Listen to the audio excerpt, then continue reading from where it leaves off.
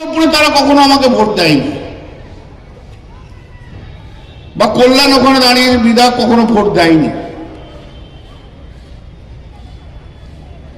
মানে আমার কাছে কেন বলে এসছে, বলে দাদা আমাদের সবাইকার নাম কেটে দিচ্ছে, আমরা তোমরা তো বিজেপি। বললো এখন বিজেপি টিজেপি নয়, আপনি আমাদের বাঁচান, আপনাকে আমাদের বাঁচাতে হবে। আর আমি কথা দিয়ে এসেছি যে আমি তোমাদের বাঁচাবো এবং বাঁচাচ্ছিও। আজ মতুয়ারা পর্যন্ত মুখ ঘুরিয়ে নিয়েছে সব জায়গায়।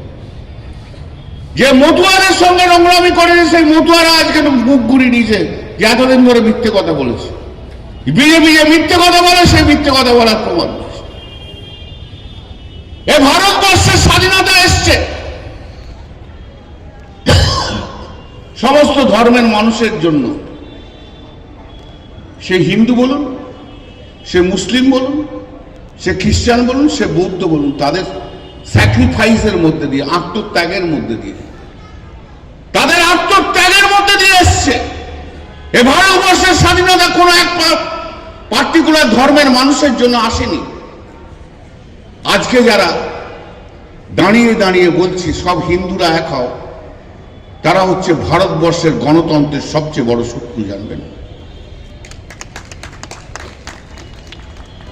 এ ভারতবর্ষকে ধর্মের ভিত্তিতে ভাগ করতে চাইছে। আর এই ভারতবর্ষ ব্রিটিশদের সঙ্গে লড়াই করেছে সব ধর্মের মানুষরা, সব ধর্মের আত্মত্যাগ, সব ধর্মের বলিদান, তার জন্যই সবাই আজকের আমাদের এই স্বাধীনতা।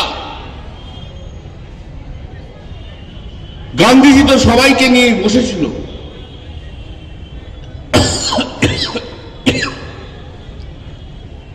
যেদিন ভারতবর্ষ স্বাধীন হয় তার আগের দিন রাত্রি থেকে গান্ধীজি সমস্ত ধর্মের মানুষকে নিয়ে তো কলকাতাতে বসেছিল। কেন? যেন কোন ধর্মের মানুষের উপর আঘাত না আসে, সেই জন্য। সব ইতিহাসকে পাল্টে দিতে হবে।